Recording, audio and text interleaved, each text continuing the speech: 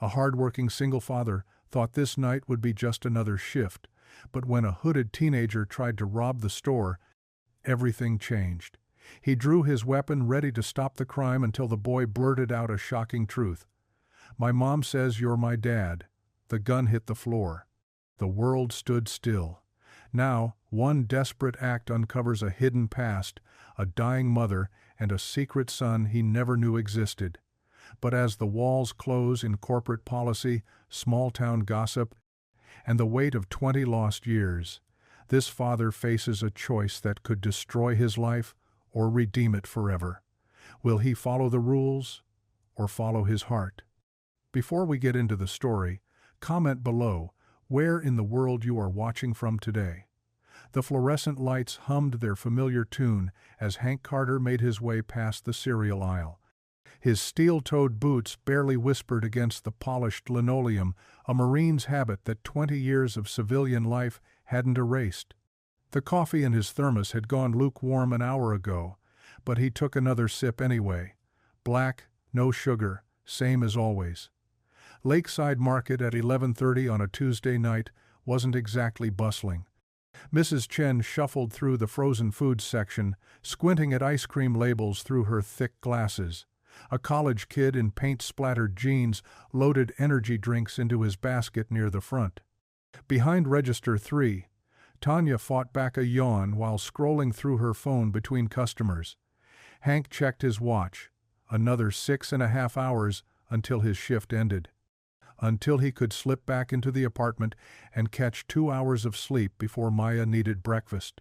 The electric bill sat heavy in his chest pocket. Final notice, printed in that aggressive red font utility companies loved. $312. He'd figure it out. Always did. His route took him past the pharmacy counter, dark behind its metal grate. Past the bakery, where tomorrow's donuts sat under plastic wrap. The deli, scrubbed clean and smelling of bleach. These aisles knew him better than most people did. 5 years of nights walking the same path, checking the same corners, nodding to the same exhausted faces. Maya would be deep asleep by now, history textbook probably still open on her bed. 15 years old and already carrying the weight of knowing money was tight, she'd stopped asking for things, started packing lunch instead of buying it. The guilt of that sat heavier than any bill. Movement caught his eye near the pharmacy register. A figure in a dark hoodie moved with purpose, too quick, too focused. Wrong. Everything about it was wrong. The hood pulled low, hands shoved deep in pockets, shoulders hunched forward. The kid, definitely a kid from the build, glanced left, right, then reached for the register. Hank's coffee thermos found the nearest shelf. His hand moved to his hip, muscle memory from both the Marines and 5 years of security training. He crossed the distance in seconds, footsteps still silent. "Stop right there." The kid spun around, hands shooting up. Young, Hispanic features visible under the hood's shadow. Maybe 19-20 at most. Eyes wide with the kind of fear Hank had seen in Afghanistan, not the fear of getting caught, but the fear of having no choices left. Store policy was clear. Attempted theft meant weapon drawn, police called, no exceptions. Lyle Brennan had made that crystal clear after the incident 6 months ago when some teenagers grabbed beer and ran. "We're not a charity, Carter. We're a business." Hank's hand found the grip of his pistol. The metal felt cold, foreign. 5 years carrying it, never once drawn on anyone. The weight of it pulled at his shoulder as he raised it, keeping it pointed low but visible. "Hands where I can see them. Step away from the register." The boy's chest rose and fell in rapid bursts. His hands trembled above his head. Under the harsh store lights, Hank could see the worn edges of his sneakers, the frayed cuffs of his jeans. This wasn't some punk looking for thrills. "Please." The word came out cracked, desperate. "Please. Save it for the police." The words tasted bitter. Hank kept his voice steady, professional. "Just stay calm. Nobody needs to get hurt." The kid's eyes darted between Hank's face and the gun. Tears started forming, catching the light. His whole body shook now. "My mom." The boy's voice broke completely. She told me, "Son, my mom says you're my dad." The words hung in the recycled air between them. The humming lights seemed to grow louder. Somewhere in the distance, Mrs. Chen's shopping cart squeaked around a corner. Hank's hand went numb. The pistol slipped through his fingers like water, clattering against the linoleum with a sound that echoed through the empty aisles. His knees wanted to buckle. His chest felt too tight, like all the air had been sucked out of the store. The boy stood frozen, hands still raised, tears now streaming freely down his face. Up close, Hank could see things he'd missed before: the shape of the nose, the way the kid's eyebrows pulled together when distressed, the exact same expression Maya made when she was upset. "What did you say?" The words came out as barely a whisper. "Rosa Morales?" "My mom is Rosa Morales." The boy's hand slowly lowered. "She said if I ever got in real trouble, to find Henry Carter. Said you worked nights at the grocery store by the lake. Said you'd remember her. Rosa." The name hit like a physical blow. Rosa, with her gentle laugh and careful English. Rosa, who'd worked housekeeping at the Marriott downtown all those years ago. Rosa, who'd held his hand the night before he shipped out, promising to write, promising to wait. She never wrote. He'd figured she'd moved on. Found someone better than a scared 20-year-old Marine with no money and too much pride. Hank stared at the boy, really looked at him. Saw himself, at 19, desperate and frightened, trying to be brave in a world that didn't care. The gun lay between them on the floor, black against white tile, looking smaller than it ever had in his hand. The back office smelled like stale coffee and printer toner. Evan sat in the metal folding chair, shoulders pulled tight, staring at his hands. Hank stood by the security monitors, rewinding the grainy footage for the third time. There, 11:42 p.m. The boy entered through the automatic doors, hood up but face visible. No concealed shapes in his pockets, no aggressive posture. He walked past the candy aisle, past the magazines, stopped at the pharmacy register. Hank leaned closer to the screen. Evan's hand went to the register, yes, but not to the drawer, to the space beside it, searching. Then the hand pulled back, empty, and something small fell to the floor. A piece of brown paper. "Stay here." Hank's voice came out rougher than intended. The pharmacy register sat untouched, drawer still locked. No signs of tampering. Hank crouched, scanning the floor, there wedged against the counter's base. A crumpled piece of paper bag, the kind they used at the deli. He smoothed it against his palm. The writing was careful, feminine. IOU. Rosa Morales insulin. 247 anti-nausea medication. 23 will repay Thursday. When check clears below that, in different ink. 70 cash left 10. 15 under register mat. Hank checked under the rubber mat. Nothing. Someone had already taken it, probably during the day shift change. Back in the office, Evan hadn't moved. His eyes tracked Hank's movement but gave nothing away. "You were trying to get your money back." The boy's jaw tightened. "She needs her medicine. Why not just ask for it at the counter? You think they'd hand over insulin to some kid with an IOU?" Bitterness crept into Evan's voice. "Already tried that Tuesday." The pharmacist laughed. Hank set the paper on the desk between them. "How long has she been sick?" "That's not." Evan stopped himself. "Are you him or not?" "I knew a Rosa Morales, long time ago." "Yeah, well, she knew you too. Talked about you plenty. Henry Carter, the big Marine hero who was gonna come back and make everything right." The words dripped with years of disappointment. Guess that didn't work out. The door burst open. Lyle Brennan filled the frame, face flushed from hurrying over, his thin hair stuck up at odd angles. Behind him, Officer Riker's bulk cast a shadow into the room, called as soon as I saw the alert. Lyle's eyes went straight to Evan. "This the perpetrator?" "There's been a misunderstanding." "No misunderstanding. Attempted theft is attempted theft." Lyle pulled his phone out, fingers already moving across the screen. Corporate's zero-tolerance policy is crystal clear. We prosecute. Hank stood, putting himself between Lyle and the boy. Look at this first. He held out the IOU. Lyle barely glanced at it. That's supposed to mean something? People leave all kinds of garbage around here. The kid was trying to get money he'd already left. His mom's sick. Needs insulin. Not our problem. Lyle's voice went cold, professional. We're not running a charity ward. You know what happens if word gets out we're going soft? Every junkie and thief in the county starts thinking Lakeside Market's an easy target. Officer Riker shifted his weight, hand resting on his belt. Need me to take him in, Mr. Brennan? Wait. Hank felt something desperate rising in his chest. Give me 1 night. Lyle's eyebrows shot up. Excuse me? 1 night to check this out.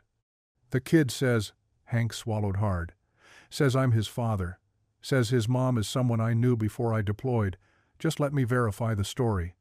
You're joking. I'm not. Look, if he's lying, I'll bring him to the station myself first thing tomorrow. But if there's even a chance he's telling the truth. Lyle's face cycled through several shades of red.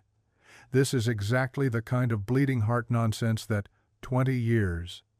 Hank kept his voice level. 20 years I've worked for you, never asked for a favor, never caused trouble. I'm asking now. The office went quiet except for the buzz of the overhead light. Evan stayed frozen in his chair, barely breathing. Lyle's fingers drummed against his thigh. You deliver him home. You verify whatever story needs verifying. Tomorrow morning, 7 sharp, you're both in my office. If I don't like what I hear, we press charges. Full prosecution. Understood. And Carter? Lyle's eyes narrowed. This goes sideways. It's your job on the line. 20 years won't mean a thing. He left without waiting for an answer. Officer Riker lingered a moment, gave Hank a look somewhere between pity and warning, then followed. Hank turned to Evan. The boy's tough facade had cracked, revealing something raw underneath. Come on. Hank grabbed his jacket from the hook. Let's get you home. They walked through the store in silence. Mrs. Chen was gone. The night cashier didn't look up from her magazine. The automatic doors wheezed open, letting in October air that bit through clothing. Evan stopped at the curb. You don't have to do this. Yeah, I do. Why? Hank looked at the boy, really looked at him, saw Rosa's eyes staring back, saw his own stubborn chin, saw 19 years of questions he'd never thought to ask. Because if you're telling the truth, I'm already 19 years too late. The wind picked up, scattering leaves across the empty parking lot. Somewhere across town, a woman named Rosa Morales was waiting for medicine that wouldn't come, and maybe, just maybe, she'd been waiting for something else entirely. Hank led the way to his truck, the weight of tomorrow already pressing down on his shoulders. The apartment building slouched against the night sky like it had given up trying to stand straight. Half the windows were dark, the other half leaked thin yellow light through bedsheets serving as curtains. Hank's truck rumbled to a stop in front of Unit 4B, its headlights catching the rust stains bleeding down the stucco walls. This is it. Evan's voice came out flat. They climbed metal stairs that groaned under their weight. Paint peeled from the railing like dead skin. At the top, Evan fumbled with 3 different locks before the door swung open to reveal a living room that tried its best with what it had clean but sparse, with a crocheted blanket thrown over a sagging couch and a ceramic cross hanging crooked on the wall. "Mom?" Evan called out. "In here, mijo." The voice hit Hank like a physical thing. He followed Evan down a narrow hallway, past a bathroom with a dripping faucet, to a bedroom where time seemed to fold in on itself. Rosa Morales sat propped against pillows, an oxygen tube running beneath her nose. The illness had carved away everything extra, leaving behind sharp cheekbones and hands that looked too delicate to have worked the jobs Hank knew she must have worked. But her eyes dark, knowing, unchanged, found his immediately. Henry. Just his name. Nothing else needed. Rosa. Evan looked between them, confusion mixing with something like hope. You really do know each other. Rosa's laugh turned into a cough that bent her forward. Evan rushed to her side, rubbing her back until the fit passed. When she could speak again, her voice came out rougher. "Sit down, Henry. You're making me nervous standing there like a soldier." Hank found a folding chair near the window. The room smelled of medicine and lavender air freshener fighting a losing battle. On the nightstand, pill bottles stood in neat rows next to a dog-eared Bible, summer of 2004. Rosa's fingers worried the edge of her blanket. "You remember? The Riverside Motor Lodge." The memory surfaced clear as water. "You worked housekeeping, and you were the night maintenance man. Always fixing something." Her smile held decades of what-ifs. "We had 3 months before you deployed. 3 months and 12 days. The precision of his answer hung in the air. Rosa reached for something under her pillow, movements slow and careful. She pulled out a small brass locket, tarnished with age. "I was going to tell you that last week. Had it all planned out. Nice dinner at that Italian place you liked, but then your unit got called up early." She pressed the locket into Evan's palm. He opened it, stared, then passed it to Hank with shaking hands. Inside, 2 faces barely out of their teens smiled at a camera. Hank's arm wrapped around Rosa's shoulders, both of them glowing with the kind of certainty that only comes before life teaches you better. "Found out I was pregnant 2 weeks after you shipped out." Rosa's voice dropped to barely a whisper. "Tried calling the base, but they said you were already overseas. Wrote letters that came back unopened."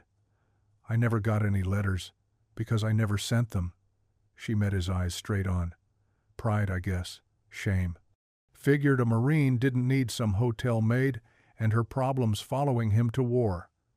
The front door opened and closed. Footsteps pounded down the hallway. "Dad?"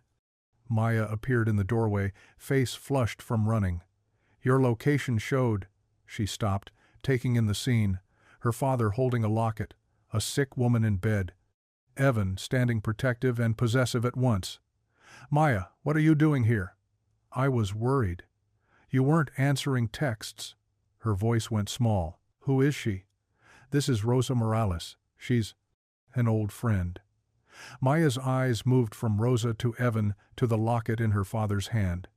The math wasn't hard. "Oh my God." The words came out like she'd been punched. "Oh my God, you have another kid." "Maya, wait." But she was already gone, footsteps hammering back down the hall. The front door slammed hard enough to rattle the cross on the wall. Hank stood to follow, but Rosa caught his wrist. Her grip was surprisingly strong. "She needs a minute." "They always do." "I should go after her. She's your daughter. She's not going far." Rosa's thumb traced circles on his hand. "But you need to hear this first. Evan's been taking extra shifts at the warehouse, saving up for my prescriptions. Tonight he panicked when the money wasn't enough. He's a good boy, Henry, just desperate. The money at the store, his own. Every penny. Been hiding it there because this neighborhood—" She didn't need to finish. Hank looked at Evan, saw himself at 19 all pride and fear, wrapped up in the need to protect what mattered. "I'll help, whatever you need. We don't want charity. It's not charity." The words came out fiercer than intended. "If he's mine, if he's really mine, then it's just what you do." Rosa's eyes filled. She blinked hard, looked away. "Tomorrow there's going to be trouble. That store owner. I'll handle Lyle." "You sure about that?" No, he wasn't sure about anything. His daughter was probably crying in his truck. His job hung by a thread. And somewhere in this mess was 19 years of absence he could never make right. "I'll figure it out." Rosa squeezed his hand once more before letting go. "You always were stubborn." Hank stood, felt the weight of the locket in his palm. "Can I keep this, just for tonight?" "It was always yours anyway." He found Maya in the truck, face turned toward the window. They drove home through empty streets while she built walls out of silence. The locket sat between them on the seat, its brass surface catching streetlight after streetlight. each flash a reminder of time lost and choices never made. The morning sun cut sharp lines through the blinds of Lyle's office. Hank stood while his boss stayed seated, a folder open between them like a verdict. Corporate reviewed everything overnight. Lyle's fingers drummed the desk, the surveillance, your report, the whole mess. And? Zero tolerance means zero tolerance, Hank. They want charges filed. The kid was getting his own money, money he earned, money he hid in our store, after hours, approaching a register. Lyle closed the folder. Look, I fought for you. Told them about your service record, your years here. They don't care. He needed medicine for his mother. Not our problem. The words landed cold. Hank watched Lyle straighten papers that didn't need straightening, avoiding eye contact like a man ducking a punch. 20 years, Lyle. 20 years I've worked these floors. I know. Never asked for special treatment, never complained about the hours, the pay, nothing. I know, Hank. Then give me something here. Lyle finally looked up. Behind his glasses, his eyes looked tired. Old. Officer Riker's already on his way to pick up the boy, and there's more. The pause stretched too long. You dropped your weapon during an active security situation. That's a procedural lapse. Corporate wants you suspended pending investigation. You're firing me? Suspended. With the holiday coming up, the investigation might take weeks. But Hank, Lyle pulled off his glasses, rubbed his eyes. Find yourself a good lawyer. This could go bad. Through the window, a patrol car pulled into the parking lot. Officer Dean Riker stepped out. All pressed uniform and procedure. I need to warn them. You need to hand over your badge and go home. Lyle, please don't make this harder. Hank pulled off his badge, set it on the desk. 20 years reduced to a piece of plastic and cheap metal. He left through the back, avoiding Riker, avoiding the stares of morning shift workers who'd already heard the gossip. The drive to Rosa's apartment blurred past. He took the stairs 2 at a time, knocked hard. Evan answered, dressed for his warehouse shift. They're coming to arrest you. What? Get your mother. We need to. Blue lights flashed through the window. Too late. Rosa appeared in the hallway, one hand on the wall for support. She took in Hank's face, Evan's panic, the lights outside. No. The word came out broken. No, they can't. I'll get you a lawyer, the best I can find. With what money? Rosa's knees buckled. Hank caught her, helped her to the couch. He won't survive in there, not without. She pressed her hand to her mouth, fighting sobs. The knock came hard. Police, open up. Mom, it's okay. Evan knelt beside her. I'll be okay. You don't know what jail is like. You're just a boy. I'm 19. You're my boy. Officer Riker knocked again. Evan stood, straightened his shirt. Trying to look brave while his hands shook, Hank opened the door. Riker filled the frame, hand resting on his belt. Dean, listen, Hank, what are you doing here? The kid's father. Riker's eyebrows went up, but he recovered quick. Well, I've got a warrant. Evan Morales? Here. Evan stepped forward. Turn around, hands behind your back. Is that necessary? Hank moved between them. He'll come peaceful. Procedure is procedure. Riker's tone stayed professional, but something flickered in his eyes. Maybe doubt. Maybe just impatience. Step aside, Hank. The cuffs clicked cold and final. Rosa made a sound like breaking glass. You have the right to remain silent. The words washed over them. Evan kept his chin up, but Hank saw the tremor in his jaw, the kid fighting not to cry in front of his mother. I'll get you out, Hank promised. Today, I swear. Riker led Evan away. Rosa collapsed into Hank's arms, her thin body shaking with sobs that seemed too big for her frame. They stayed like that until the patrol car disappeared. That evening, Hank sat at his kitchen table, surrounded by paperwork he didn't understand and bills he couldn't pay. Maya hadn't spoken to him all day, moving through the house like a ghost who slammed doors. The knock was soft. Pastor Elaine Brooks stood on his porch, holding a casserole dish. Figured you might forget to eat. Pastor, I'm not really. Good for company? Neither was Job. She walked past him into the kitchen, started making coffee without asking. 70 years old and moved like she owned every room she entered. Heard what happened. The whole town's talking. Let them talk. That's not faith talking. That's pride. She set a mug in front of him. The boy's really yours? DNA test pending, but yeah, he's mine. And you never knew? Never had a clue. Pastor Elaine sat across from him, hands wrapped around her own mug. God's timing isn't our timing. God's timing is terrible. Perhaps this is exactly when that boy needed a father, when you needed a son. I already have a daughter, one who won't talk to me. She's scared. Her whole world just shifted. I don't know how to fix this. You don't fix it. You stay faithful through it. She reached across, covered his hand with hers. That boy needs you. Rosa needs you. Maya needs you, even if she can't say it. And you need them. I lost my job. You lost a badge. That's not the same thing. After she left, Hank climbed the stairs. He knocked on Maya's door. Got silence. In his room he knelt beside the bed, hands clasped. Lord, I don't know what I'm doing. But this boy, my boy, he needs help. Show me the way, please. Down the hall, Maya's door creaked. Through the crack, she watched her father pray, saw his shoulders shake. Then she closed her door soft as judgment, leaving them both alone with their anger and their aching hearts. The courthouse smelled like old paper and floor wax. Hank followed Pastor Elaine through the metal detector, past the line of people waiting for traffic court. Her name's Dolores. Known her since she was in my Sunday school class. They found the clerk's office on the second floor.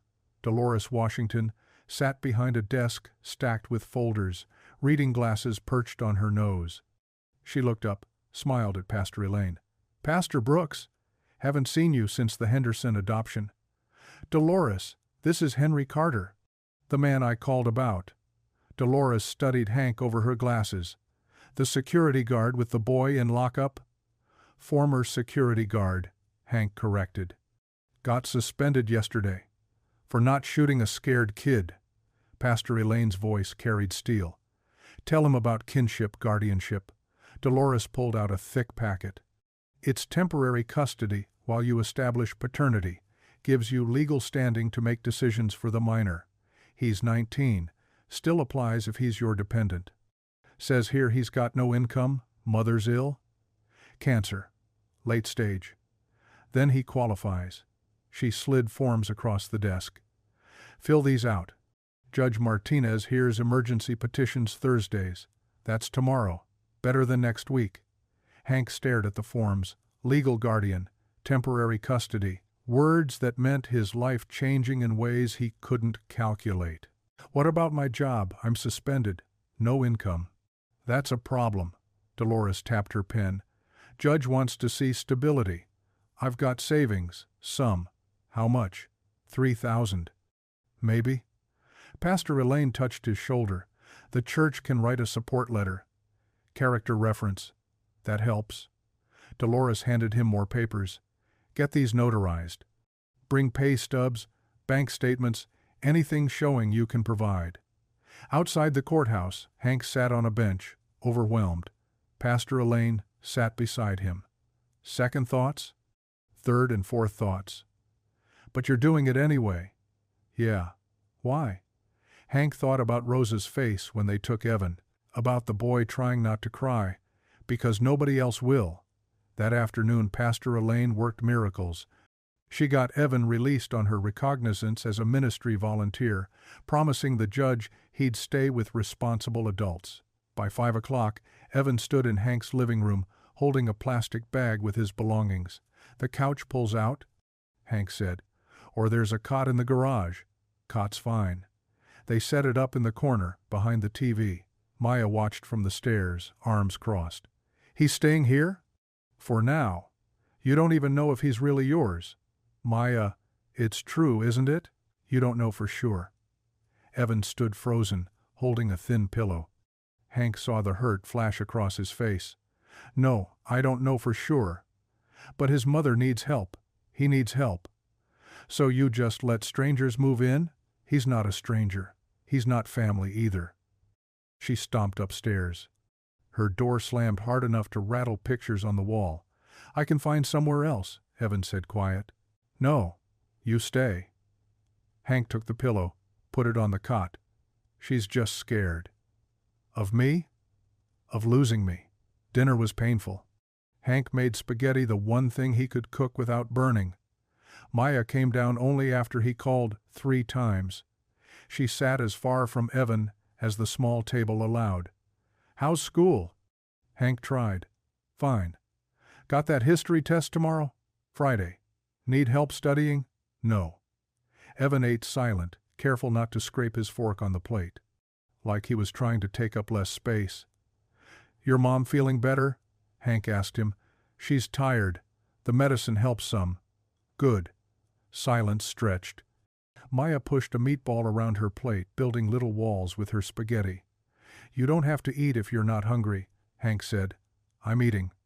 She took one tiny bite, chewing like it was cardboard. My mom makes good spaghetti, Evan offered. Puts cumin in the sauce. We don't put cumin in the sauce, Maya said flat. We do things our way here. Maya. Hank's voice carried warning. What? I'm just saying we have our own way. Our own family recipes. The word family hung sharp between them. Evan set down his fork.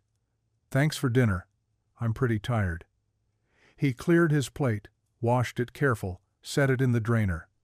Then he retreated to his cot, pulled the blanket up despite the warm evening. Maya stood. I've got homework. Maya, wait. But she was already gone. Feet pounding up the stairs. Hank sat alone at the table, staring at 3 place settings that felt like 3 different worlds. Through the kitchen window, porch lights came on across the neighborhood. Normal families having normal dinners. He cleared the table, packed leftovers nobody would eat. From the living room came the sound of Evan trying to muffle crying in his pillow. From upstairs, Maya's music played just loud enough to be defiant. Hank stood at the sink, hands in soapy water, holding together a family that didn't know how to be one. The church basement smelled like lemon cleaner and old hymnals. Hank carried in a cardboard box while Maya dragged her feet behind him.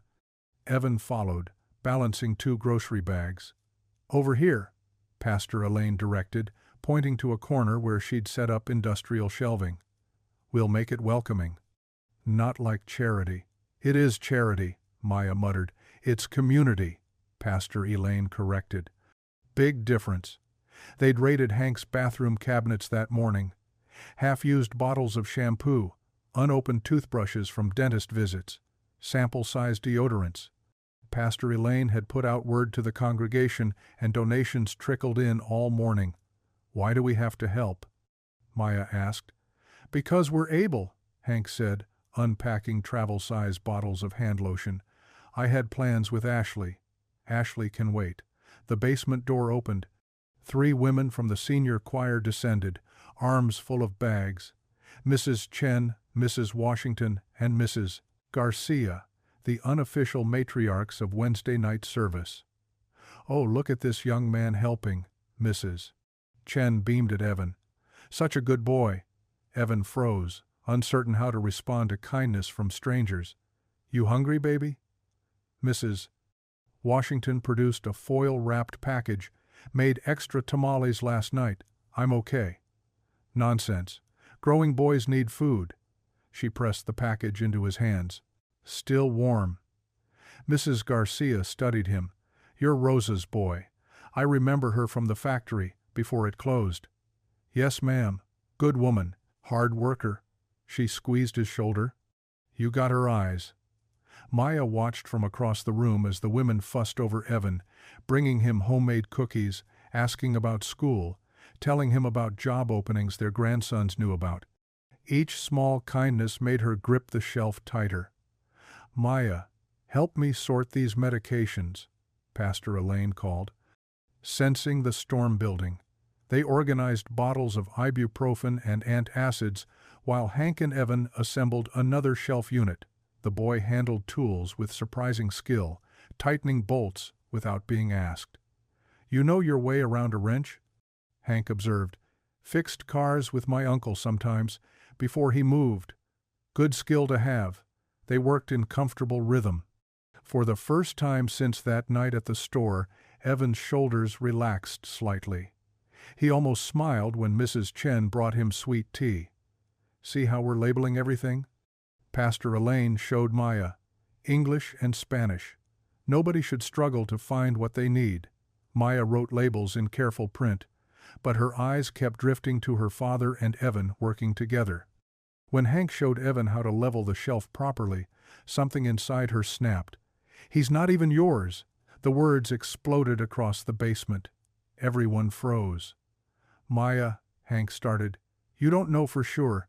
He could be anyone's kid. But you just let him in our house, bring him to our church, act like what? Hank's voice stayed calm. Like he belongs here, like he's family. Maybe he is family. Maybe isn't definitely. Mom would never, she stopped, face flushing. Your mom would have opened our door to anyone who needed help, Hank said quiet. You know that. Tears ran down Maya's face. You're replacing me? No, baby. Never. You are. You always wanted a son, someone to do guy stuff with, fix things with. Hank crossed to her, knelt so they were eye level. You're my daughter. Nothing changes that. Nobody replaces you. But if he's yours, then you have a brother. That's addition, not subtraction. I don't want a brother. I didn't want to lose your mom. Sometimes life doesn't ask what we want. Evan stood apart, the tamales cold in his hands. I should go. You stay, Hank said firm. Then softer, to Maya. Hearts don't have limited space, baby. Love multiplies. It doesn't divide. Mrs. Washington started humming, something low and spiritual that filled the awkward silence. Mrs. Chen joined in, then Mrs. Garcia. Soon the basement hummed with wordless comfort. The door opened again. Rosa appeared, gripping the railing, each step careful. Evan rushed to help her. Mama, you shouldn't be out. I wanted to see. She surveyed the shelves filling with supplies. This is beautiful. Neighbors helping neighbors, Pastor Elaine said, the way it should be. Rosa's eyes found Hank. Thank you. I haven't done much. You're trying. That's everything. She moved to the shelf, touching bottles of the same medicine she couldn't afford days ago. Her fingers trembled. Nobody should choose between food and medicine, she said soft. Nobody will, if we can help it, Pastor Elaine assured her. Rosa turned to Maya, who stood stiff by the label maker. You have your mother's face. Beautiful. Maya didn't know how to respond to this dying woman's kindness. Evan talks about you, Rosa continued. Says you're smart, top of your class. He doesn't know me. He'd like to. Rosa's smile was gentle. He's never had a sister. The word sister hung in the air like a question and possibility both. As the sun started setting, throwing orange light through the basement windows, they worked in relative quiet. Evan stocked toiletries on one end of the long table. Maya arranged medicines on the other. They didn't talk, didn't look at each other, but they worked toward the same purpose. Hank watched them. These two kids who might be siblings, might be strangers, might be something in between. The space between them felt vast, but at least they shared the same room. That was a start. Pastor Elaine appeared beside him. Faith means believing in bridges before you can see the other side. They're not ready to cross, but they're both standing at the edge. That's something. The shelf stood complete as darkness fell. Tomorrow, neighbors would come, take what they needed, leave what they could. Tonight, two teenagers arranged supplies in parallel silence while their maybe father watched and hoped. The clinic smelled like disinfectant and anxiety. Hank pushed Rosa's wheelchair through the automatic doors while Evan walked beside them, hands shoved deep in his pockets. Third door on the left, the receptionist said without looking up. The testing room was small, clinical white. A nurse with kind eyes and steady hands explained the process. Just a cheek swab. Won't hurt a bit. She opened the first kit, showed Evan how to hold the swab, Rub against the inside of your cheek for 30 seconds. Evan's hand shook slightly. Hank noticed. It's okay, Hank said quiet. What if Evan started, then stopped? What if what? What if I'm not? What if my mom's wrong? Rosa reached for her son's hand. I'm not wrong, mijo. The nurse collected Evan's sample, sealed it, labeled it. Then turned to Hank. Your turn. Hank opened his mouth. Let her swab. Such a simple thing to answer such a complicated question. Rosa's breathing grew labored in the wheelchair. The morning trip had cost her. Hank saw the exhaustion in her eyes, the way she gripped the armrests. Let's get you home, he said. Wait. Rosa's voice was thin but urgent. She reached for Hank's hand, her fingers cold and fragile. I should have told you, Rosa. I was scared, young and scared and proud. Thought you'd think I trapped you. Thought your family would say I was just the hotel maid trying to stop. Hank squeezed her hand gentle. We were both young. But you deserve to know. He deserved to know you. We're here now. 20 years late. Better than never. Tears slipped down Rosa's cheeks. Evan looked away, uncomfortable with his mother's vulnerability. Results take 3 to 5 days, the nurse said, tactfully ignoring the moment. We'll call. Outside, Hank lifted Rosa from the wheelchair into his truck while Evan folded the chair. She weighed nothing, bird bones and determination. Thank you, she whispered against his shoulder. Back at Rosa's apartment, Hank helped her inside. The place was cleaner than before Evan had been trying. Fresh flowers from somebody's garden sat in a mason jar. The medicine from Lakeside Market lined the counter, properly organized. You need anything before I go? Hank asked. Just watch out for him. Whatever the test says, I will. Evan walked Hank to the door. She's getting worse. I know. The doctors say weeks, maybe a month. They stood in the hallway, 2 men connected by possibility and grief. Come by tonight, Hank said. Maya needs help with homework. She doesn't want me there. Come anyway. That evening, Evan knocked tentative on Hank's door. Maya answered, geometry book in hand. A scowl on her face. Dad's at the store getting milk. He said you needed help with homework. I don't. Okay. Evan turned to leave. Wait. The word came out frustrated. Fine. But only because this proof makes no sense. They sat at the kitchen table, textbook between them. Maya pointed at the problem with her pencil. I can't figure out how to prove these triangles are congruent. Evan studied the diagram.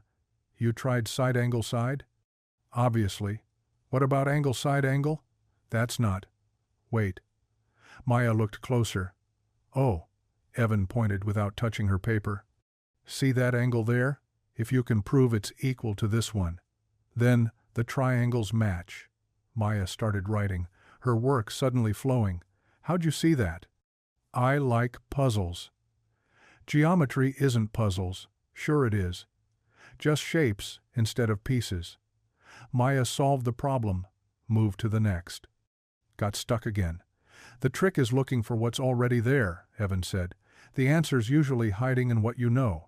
That's very fortune cookie of you. My mom says that about life too. The answers are in what we already know. We just don't want to see them. Maya's pencil stopped moving. Is she really dying? Yeah, that sucks. Yeah, they worked through 3 more problems. Maya's resistance softened with each solution. Evan didn't grab her pencil, didn't take over, just pointed and suggested. Let her find the answers herself. You're good at this, she admitted grudgingly. Had a good teacher, Mr. Rodriguez, sophomore year. Said I could have gone to college if, he shrugged. If what? If life was different. Hank stood in the doorway, milk in hand, watching them. They didn't notice him. Maya was actually laughing at something Evan said about parallel lines. Their heads bent over the same book, working through the same problem. Not quite siblings yet, but not strangers either. The test results would come in 3 to 5 days. Those results would change everything or nothing. But right now, in this moment, 2 teenagers sat at his kitchen table, doing geometry, the girl who feared replacement, the boy who never had a father. Finding careful connection in angles and proofs. Hank put the milk away quiet, not disturbing them. Tomorrow would bring what it brought. Tonight, this was enough. 2 days later, Hank's phone rang during breakfast. Maya looked up from her cereal. Evan froze with toast halfway to his mouth. "Henry Carter?" Hank answered.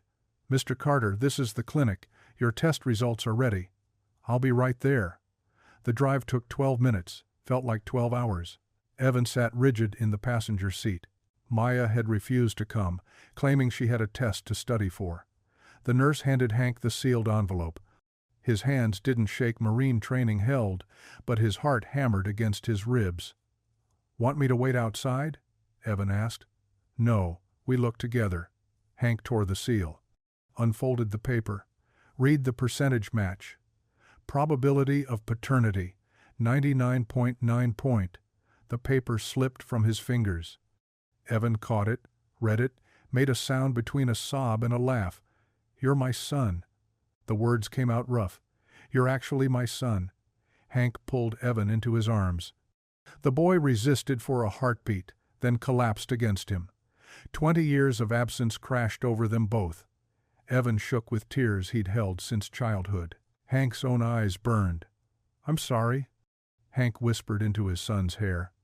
"I'm so sorry I wasn't there. You didn't know." "Still sorry." They stood in that clinic hallway, father and son, holding years of lost time between them. Back home, Maya took one look at their faces and knew. Great. Perfect. "Hope you're happy." She slammed her bedroom door so hard the walls shook. Hank started after her, but Evan caught his arm. "Give her time. She's my daughter, and I'm the stranger messing everything up." "You're not a stranger. You're family. Tell her that." That afternoon, Pastor Elaine stopped by with a casserole and a suggestion.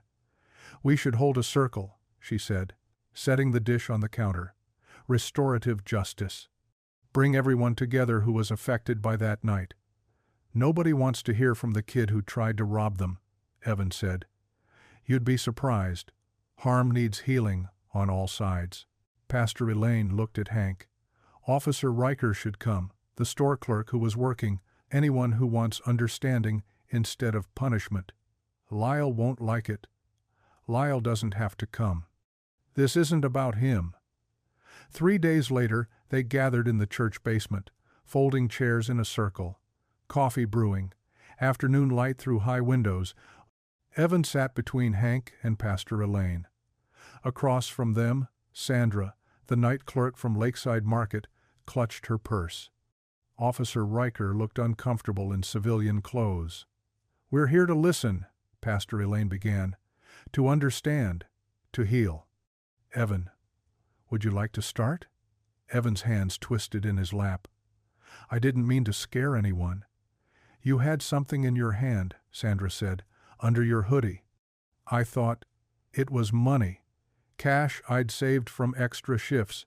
I'd hidden it near the register weeks before when I was mopping. Stupid place, but I was scared my mom would find it at home and refuse to use it." "Why?" Riker asked. "Pride. She won't take charity. Won't even let me pay rent." "But she needed insulin, the anti-nausea meds for chemo.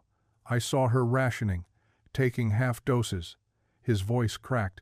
"I couldn't watch her die slow just because we're poor." Sandra's grip on her purse loosened. "I saw your hoodie, saw you reaching, and I just assumed." "Assumed what?" Pastor Elaine asked gently. "That he was dangerous. That he had a gun." Sandra looked at Evan directly. "You're Latino, young, in a hoodie at midnight. I'm not proud of it, but I assumed the worst." Riker shifted in his chair. "We're trained to assess threats quickly. But sometimes those assessments are based on bias," Pastor Elaine said, "not actual danger." "I've never pointed a gun at someone who looked like me," Riker admitted slowly, "but I've drawn on 3 kids who looked like him." He nodded at Evan. All 3 were unarmed. "I just wanted to save my mom," Evan whispered. "That's all. Just save her." Sandra stood, walked around the circle, and sat beside Evan. "I'm sorry I was scared of you. I'm sorry I scared you. Your mother, is she? Dying. Week or two, maybe." Sandra opened her purse, pulled out an envelope. "This is from the night crew. We took up a collection." Evan stared at the money. "I can't." "You can. You will. For her." Riker cleared his throat.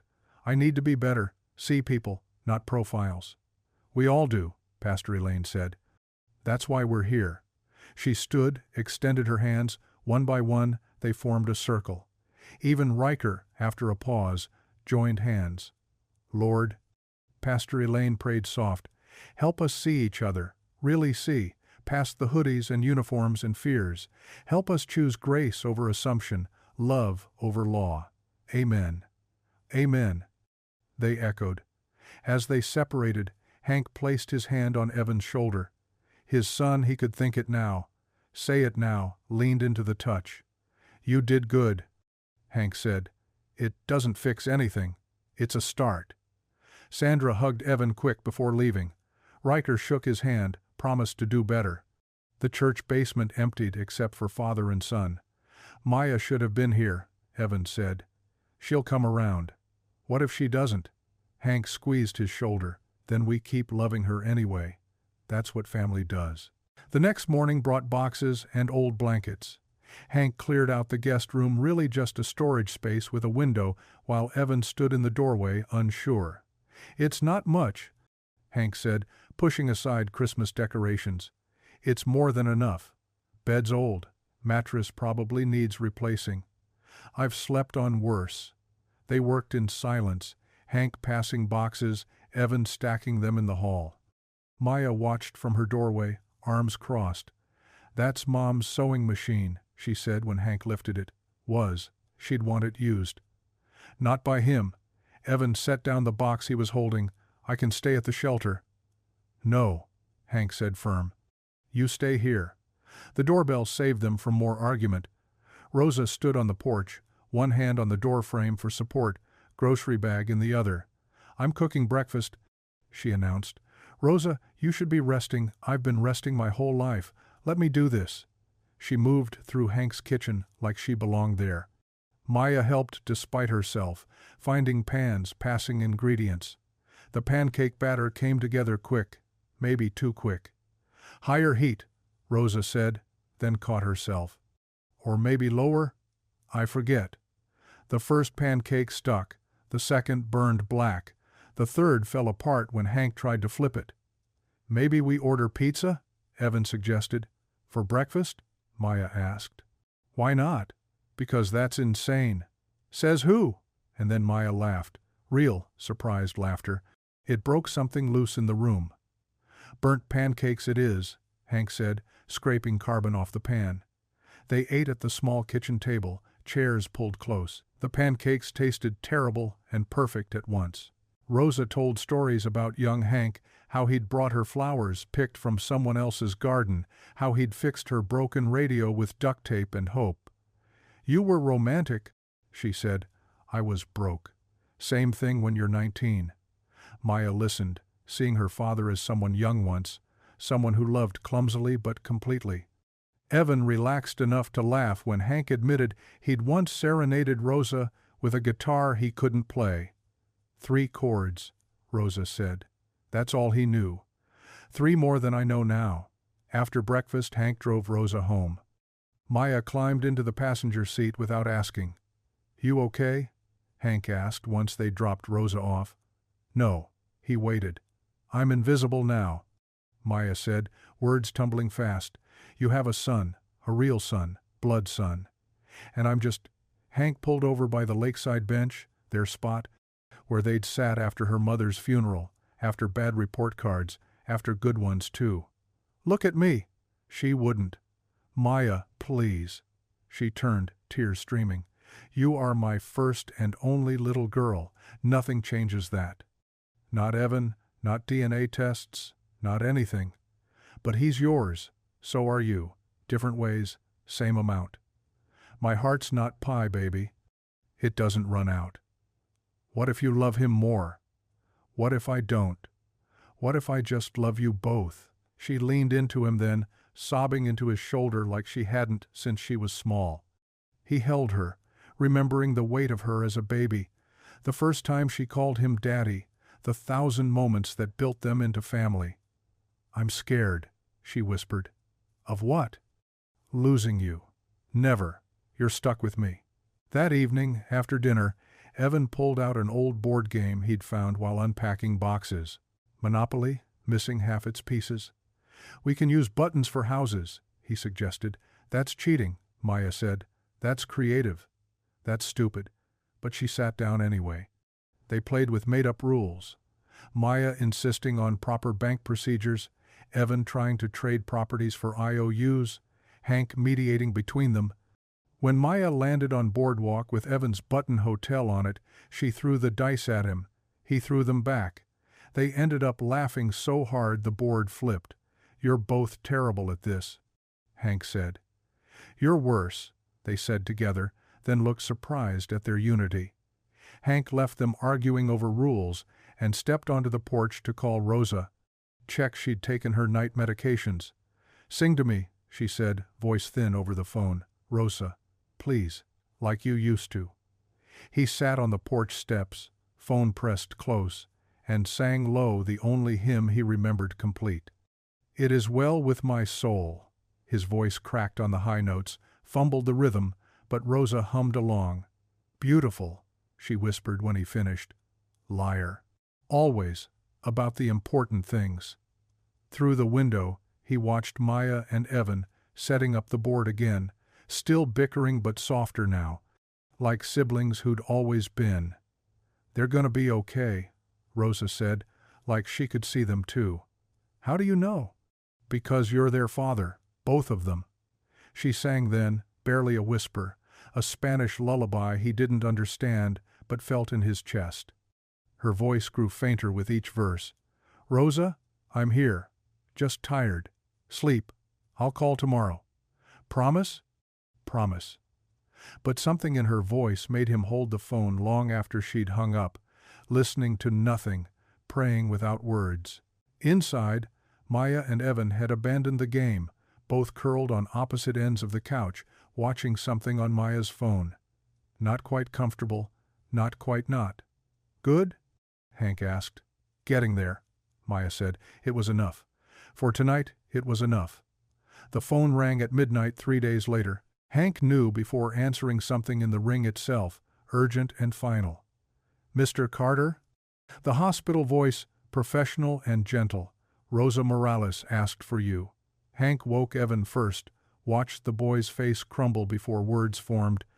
Then Maya, who came downstairs in dinosaur pajamas she'd outgrown but still wore, rubbing sleep from her eyes. They drove through empty streets, nobody speaking. The hospital glowed white against the dark, too bright, too clean for what waited inside. Rosa lay small in the bed, machines breathing for her. Her eyes found Evan first. Mijo, she whispered. Evan grabbed her hand with both of his, kissing her knuckles, his tears falling on the thin hospital blanket. Be strong, Rosa managed. Stronger than I was. Mom, please. Listen. Your father. Her eyes moved to Hank. He's good. Let him be good to you. You're gonna be fine. Evan said, the lie desperate in his mouth.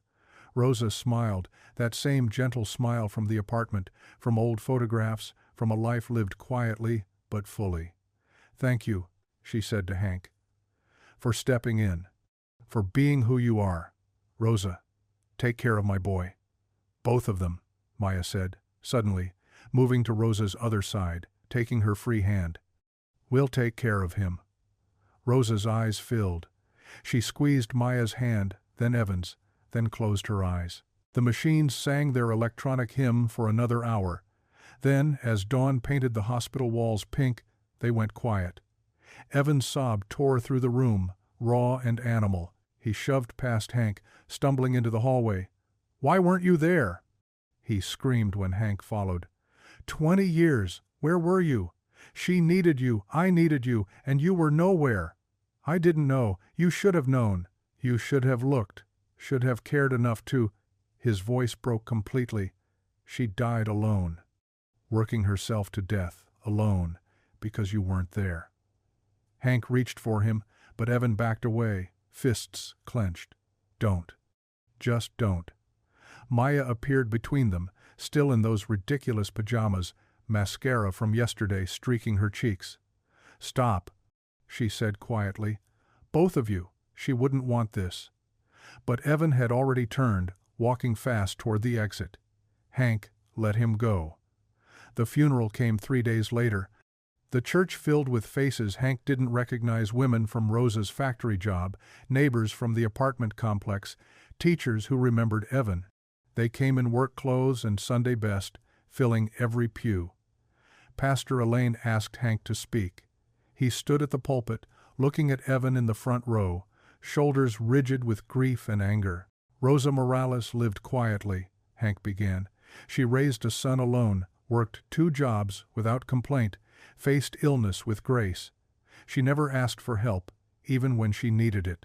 She gave more than she took, loved more than she was loved, forgave more than she was forgiven. His voice caught. I failed her. 20 years ago, and last week, and all the days between. But she gave us a gift anyway. She gave us Evan, and in her last moments, she gave us permission to be family. Evan stood abruptly and walked out. The church doors echoed his leaving. Hank finished anyway, talking about strength and mercy, about second chances that come too late but still matter. When he sat down, Maya took his hand. After the service, after the burial where Evan stood 10 feet away and wouldn't meet his eyes, after the church basement lunch where women pressed casseroles into his hands, Hank found an envelope in his coat pocket. Lakeside Market letterhead. Notice of termination. Violation of firearms protocol, it read. Failure to maintain weapon control during security incident. He read it twice, 3 times, the words swimming. Dad? Maya stood beside him in the empty parking lot. It's fine. What is it? Nothing. Let's go home. They walked, Maya's hand in his, past the bench where they'd sat days ago when the world still held possibility. Past Lakeside Market with its bright windows and help wanted sign already posted. Past the life he'd built, now crumbling. At home, Evan's door stayed closed. His sobs, muffled but constant, leaked through the walls.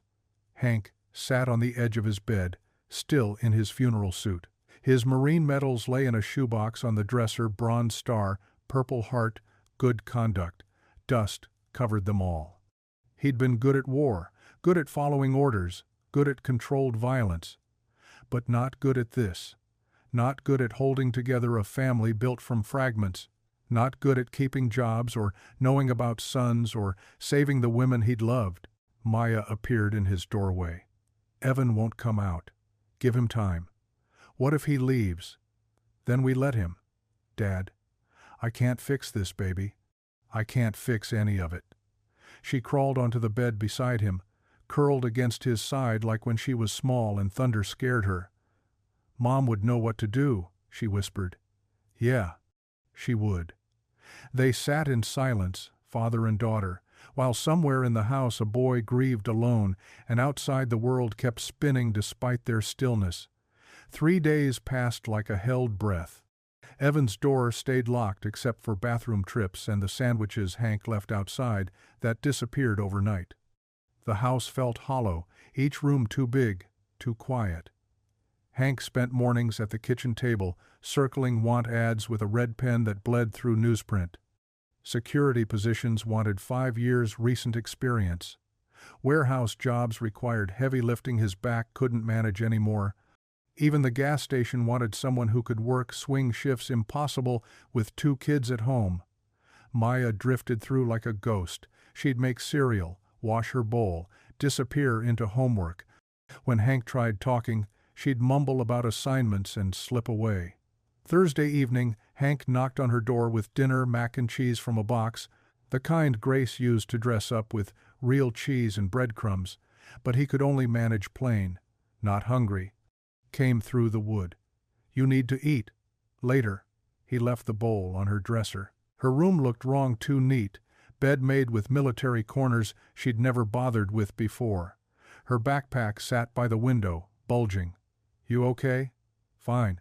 But her voice cracked on the word. An hour later, washing dishes, Hank heard the back door click. By the time he reached Maya's room, she'd gone. The note lay on her pillow, written in purple gel pen on notebook paper. "Going where Mom and Dad used to talk. Don't worry about me. Worry about Evan." The lakeside bench. Their spot, where Grace would bring them for picnics, where they'd scattered her ashes, where Maya went when the world got too heavy. Hank grabbed his keys, then stopped, knocked on Evan's door. "I have to go get Maya. How to explain? She needs me." Silence. "There's food in the fridge." Still nothing. The drive took 7 minutes that felt like 7 years. Every red light lasted forever.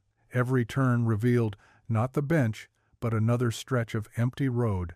When he finally saw her small figure hunched on weathered wood, backpack at her feet, his chest unclenched enough to breathe.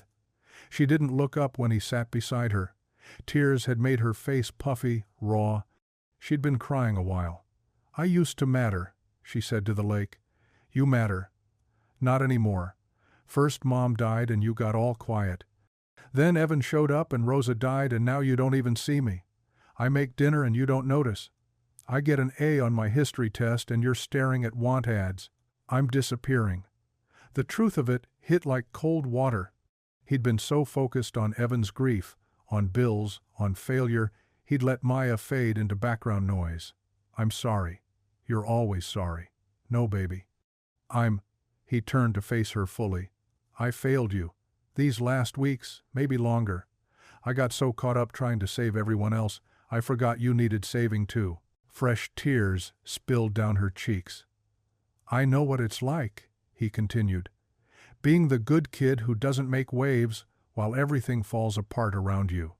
My mama used to say I was her easy child, never caused trouble. But that meant when trouble came, nobody thought to check if I was drowning too." Maya's shoulders shook. He pulled her close, and she collapsed against him, sobbing like she hadn't since Grace's funeral. "You will never be second in my heart. Never. You're my first baby, my only little girl, the one who taught me how to be a dad. Evan doesn't change that. Nothing changes that. But everything's different now.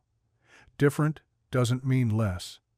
My heart didn't shrink when Evan showed up, it stretched. Maybe it's stretched so thin right now it feels like breaking, but it's not smaller. You still get all of me you always had. I just got more to give." She wiped her nose on her sleeve. "That doesn't make sense. Love never does." They sat watching the water turn silver under rising moon. Finally, Hank spoke again. "Want to pray?" She nodded. He took her hands, rough carpenter palms holding her small fingers. "God, we're lost. I'm lost. Everything I try to hold together keeps falling apart. Rosa's gone, Evan's broken, Maya's hurting, and I don't have answers, don't even have a job. But you fed people with loaves and fishes, walked on storms, raised the dead. So maybe you can raise us too. Give us strength for tomorrow. Help us be family even when we don't know how." "Amen. Amen," Maya whispered. Movement caught his eye. Evan stood 20 feet away, hands shoved in his pockets. How long had he been there? Hank held out his hand. Evan didn't take it, but he walked closer, settling on the grass near the bench. They sat in triangle formation, father and daughter on wood, sun on earth, watching stars puncture the darkness one by one. No one spoke the whole walk home. Evan led, Maya in the middle, Hank behind like a shepherd watching his flock. The night smelled like cut grass and coming rain. At home, Hank tucked Maya in, something he hadn't done in years. She let him, even smiled when he smoothed her hair back. "Love you bigger than the sky," he whispered, their old bedtime ritual. "Love you deeper than the lake," she answered. He kissed her forehead, whispered a blessing, "May the Lord bless you and keep you and make his face shine upon you," and pulled her door closed with a soft click. Evan's light glowed under his door. Still awake, still grieving, but home. Hank woke that morning with purpose burning in his chest. 7 days of wallowing had been enough. Rosa was buried, bills were piling, but sitting still wouldn't resurrect anything. "We're doing something tonight," he announced over breakfast. Maya looked up from her cereal. Evan kept staring at his toast. "What kind of something?" Maya asked. "The kind that reminds this town who we are, who we're supposed to be." By noon, he'd made 17 phone calls. By 3, Pastor Elaine had mobilized the church ladies. By 5, word had spread through the senior center, the Veterans Hall, and 3 different prayer chains. At 7:30, they gathered outside Lakeside Market. Not a protest, Hank insisted on that. A vigil.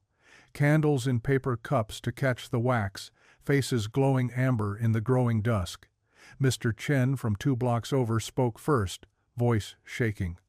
"6 months ago, I couldn't afford my heart pills.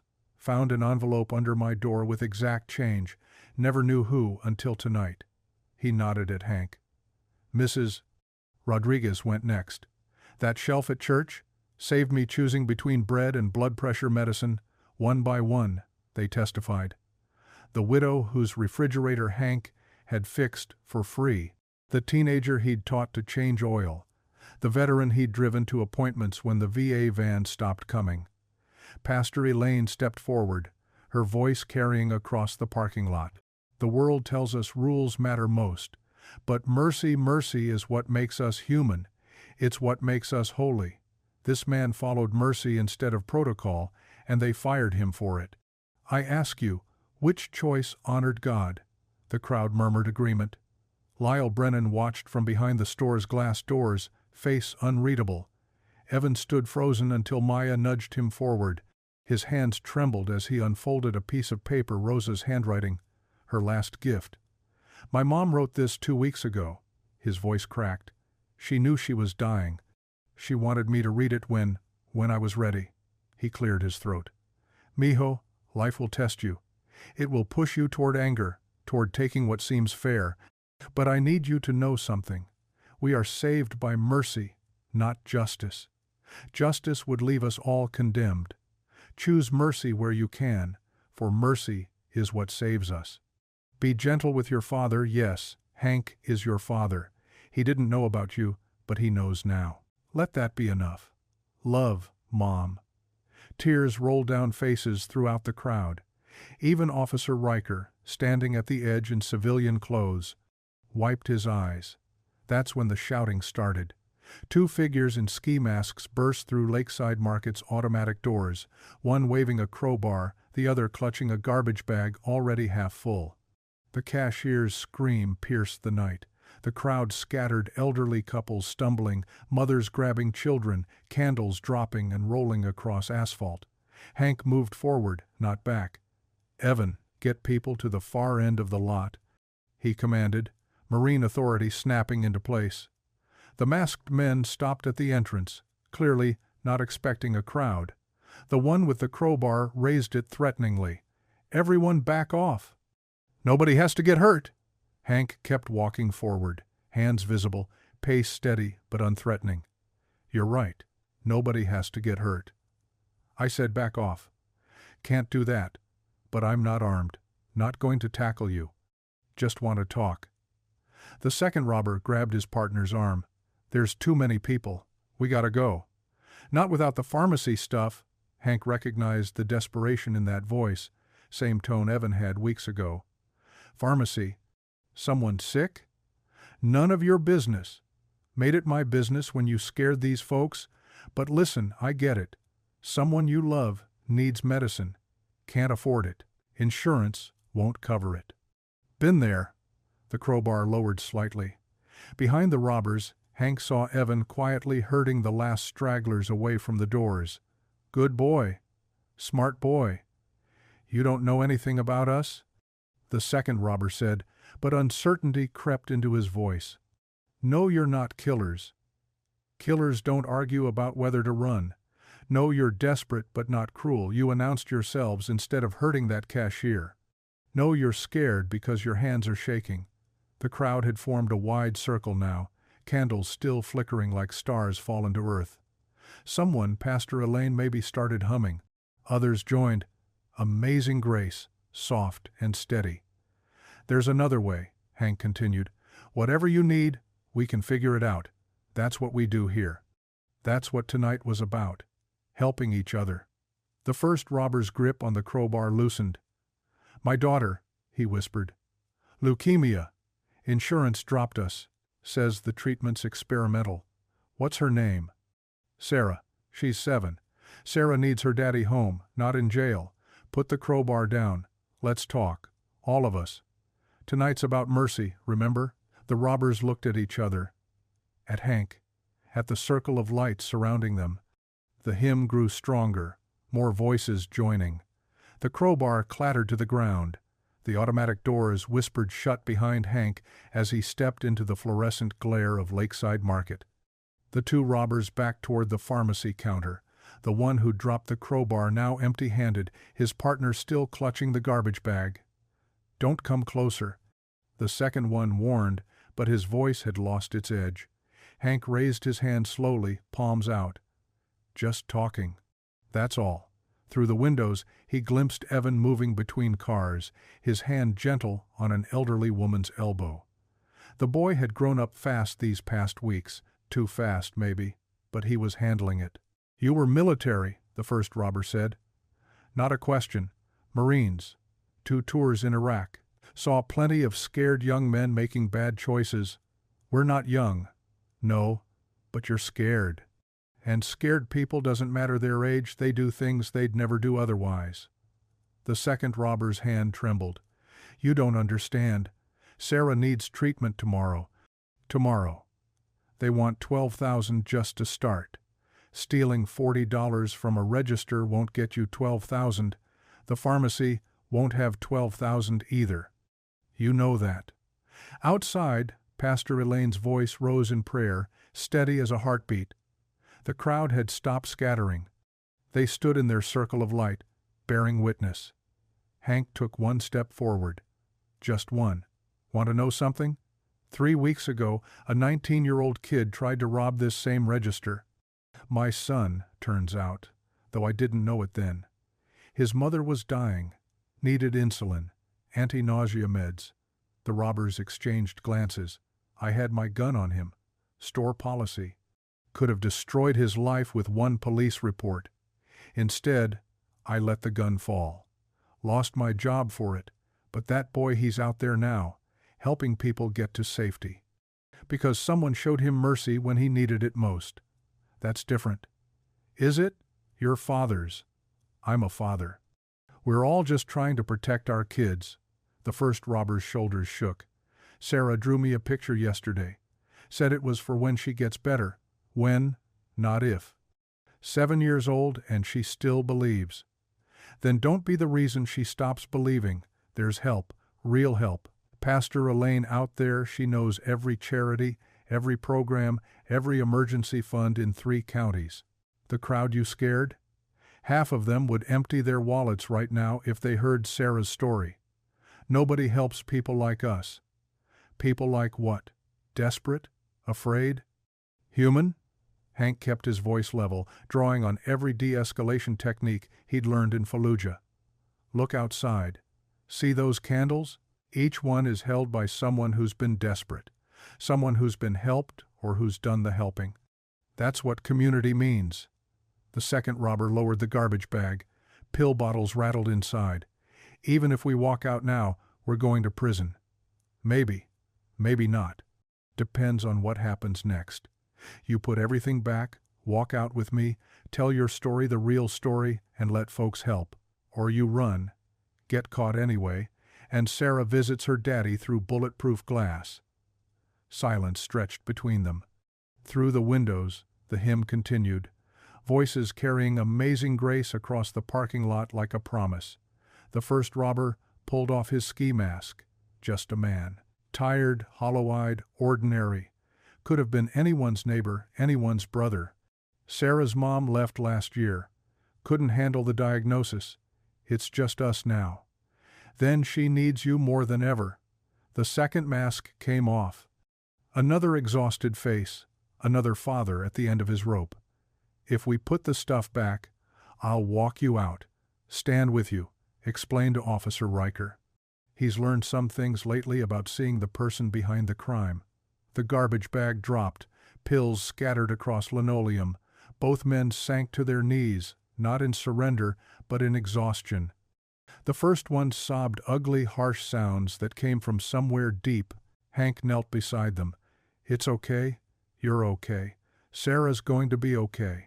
He helped them to their feet, one hand on each man's shoulder. Together they walked toward the doors. The crowd parted as they emerged, 3 men moving through a sea of dancing candle flames. Officer Riker stepped forward, hand on his weapon but not drawing it. He looked at Hank, at the 2 men, at the crowd holding its breath. "These men need help," Hank said simply. "Not handcuffs. Help." Riker studied them for a long moment. Then he nodded, pulling out his radio. "This is Riker. Situation resolved at Lakeside Market. Need social services, not backup." The first robber looked at Hank with wonder. Why? "Because mercy is what saves us. Someone taught me that recently." Pastor Elaine approached with a blanket, wrapping it around the sobbing man's shoulders. The crowd pressed closer, not threatening but embracing. Wallets opened. Phones came out to call cousins who knew someone at the children's hospital. Evan pushed through the crowd and wrapped his arms around Hank, holding tight. This time his tears weren't angry or bitter, they were proud. "You saved them," Evan whispered. "No, we all did. That's how it works." Officer Riker stepped close, voice low enough that only Hank could hear. "You did what policy never could. What I never could have done 3 weeks ago." The candles flickered on, stubborn lights against the darkness, and somewhere in that circle of mercy, hope took root. Morning light streamed through Hank's kitchen window as his phone buzzed for the 20th time in an hour. Maya held it up, eyes wide. "Dad, you're trending." The video had exploded overnight, 3 million views and climbing. Comments poured in from across the country, veterans, parents, pastors, even police officers sharing stories of de-escalation and mercy. The headline read, "Unarmed security guard talks down armed robbers with compassion. Turn it off." Hank sipped his coffee, uncomfortable with the attention. Just noise. It's not noise. Evan scrolled through his own phone at the kitchen table. "Listen to this one. This man saved 4 lives last night, the 2 robbers and their families. We need more Hank Carters in the world." The landline rang. Maya grabbed it before Hank could protest. "Carter residence. Yes, he's here. Dad, it's Mr. Brennan." Hank's stomach tightened. Lyle Brennan hadn't spoken to him since the termination letter. "Henry, we need to talk. My office." 1 hour. The line went dead. Maya and Evan exchanged worried glances as Hank set down his mug. "Probably wants to make sure I don't sue." He grabbed his jacket, the same one he'd worn for 3 years of night shifts. "You 2 get to school. We're coming with you." Maya's tone left no room for argument. "School is less important than this." Evan stood, Rosa's stubbornness flashing in his eyes. "We're family. We do this together." 40 minutes later they walked into Lakeside Market. The morning shift workers stopped and applauded. Customers abandoned their carts to shake Hank's hand. Someone had taped printed screenshots of supportive comments to the employee bulletin board. Lyle's office door stood open. The older man sat behind his desk, looking smaller somehow. Pastor Elaine occupied one of the visitor chairs, her presence both calming and pointed. Officer Riker leaned against the wall, uniform crisp, but expression soft. "Sit." Lyle gestured to the remaining chairs. "All of you." Hank settled Maya and Evan first, then took his own seat. "I've been in retail 40 years. Lyle stared at his hands. "Built my career on policies. Zero tolerance. Black and white rules. Simple." He lifted a stack of printed emails. 637 messages since midnight. Some threatening boycotts if I don't rehire you. Others, he set down the stack, others from people sharing what you've done for them, quietly, without recognition. Mrs. Chen wrote about how you paid for her heart medication last winter. Tom Briggs said you changed his tire in a snowstorm and never told anyone. People needed help, and you helped. While I hid behind corporate policies, Lyle pulled out an envelope. I was wrong about the suspension, the termination, about everything. He slid the envelope across the desk. That's not just reinstatement, it's a promotion. Head of Community Safety, new position. Your job is to rewrite our entire approach to security, from the ground up. Hank didn't touch the envelope. I'm not qualified. You talked down 2 armed men without a weapon. You've served this community for years without recognition. You're the most qualified person I know. Pastor Elaine leaned forward. The position comes with consulting support. I'll be working with you to integrate restorative justice practices. Make this store a model for others. I want in too. Officer Riker straightened. Been doing this job wrong for too long. Time I learned a better way. Maya's hand found Hank's under the table, squeezing tight. There's more. Lyle pulled out another document. Corporate approved a community care fund.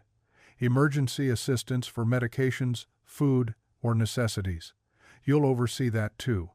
First dedication is in Rosa Morales' name. Evan made a small sound, hand flying to his mouth. Your mother's story started all this, Lyle said gently. Seems right, she's remembered. Hank finally picked up the envelope, hands trembling slightly. The salary figure made him blink, more than he'd made in night security. Enough to stop worrying about Maya's college fund, enough to help Evan start trade school. One condition. Hank set the envelope down. No guns. If we're doing this, we're doing it right. De-escalation training, communication, community connection, but no weapons. Lyle nodded slowly. Corporate won't like it. Corporate liked the video that got 3 million views, the one where nobody got shot. Fair point. Lyle extended his hand. Welcome back, Henry. They shook, and Maya couldn't contain herself anymore. She hugged Hank fiercely, Evan joining a moment later. Through his children's embrace, Hank saw Pastor Elaine smiling, her eyes bright with unshed tears. Outside, morning sun bathed the parking lot, where last night's candles had flickered. Hank stood in that light, reinstatement letter in hand, his children beside him. You did it, Dad. Maya's voice carried wonder. We did it. He looked at Evan. Your mom's courage started this. Pastor Elaine's wisdom guided it. Officer Riker's growth continued it. Even Mr. Brennan finding humility. Nobody changes the world alone. Evan pulled out his phone, showing a text from his apprenticeship coordinator. They saw the video. Want to feature my story in their newsletter. About second chances. Your mother would be proud. She is proud. Evan touched the spot over his heart where he kept Rosa's last letter. I know she is. A customer approached, elderly and moving slowly with a walker. You're him, the man from the video. She pressed a 20 into Hank's hand. For that fund. The Rosa Fund. Someone helped my husband once when we couldn't afford his heart pills. Time to pay it forward. Others noticed, drawing closer. Wallets opened, stories shared. The morning crowd became an impromptu celebration of community and compassion. Standing in that circle of neighbors and strangers, Hank closed his eyes and whispered his thanks heavenward for redemption, for second chances, for mercy that saved them all. The church basement hummed with conversation. Folding chairs arranged in careful rows held most of the town's seniors, young families scattered between them. Hand-lettered signs reading Rosa Morales Community Fund decorated the walls, Maya's neat printing visible in each one. Hank adjusted the microphone, waiting for quiet. 6 weeks ago, a desperate young man tried to steal money for his mother's insulin. His voice carried steady and clear.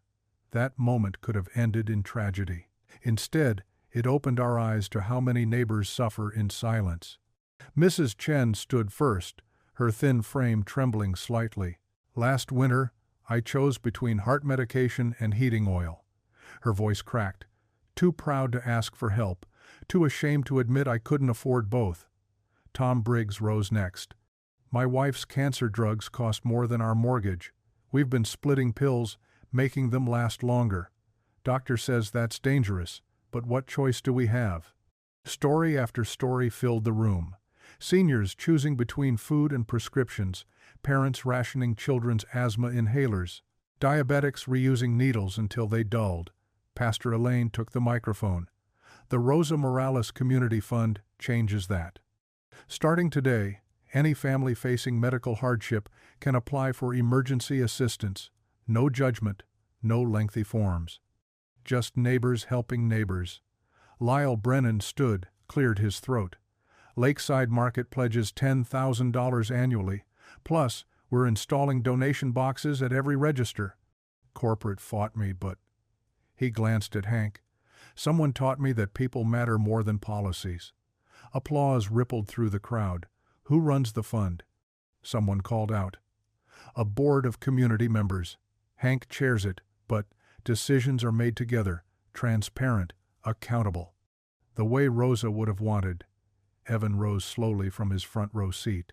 Maya squeezed his shoulder encouragingly. My mom. His voice caught. He started again. My mom died because she was too proud to ask for help.